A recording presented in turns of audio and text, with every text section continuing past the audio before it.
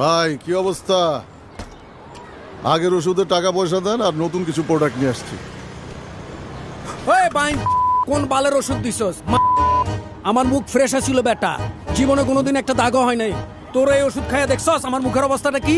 পুরা ব্রণ বইরে গেছে গা। তুই কইছস না যে চুল উঠবো? চুল উঠছে বেটা? চুল তো উঠে নেই, যেটি আসলে এটি চলে গেছে গা, এক পেকে গেছে গা।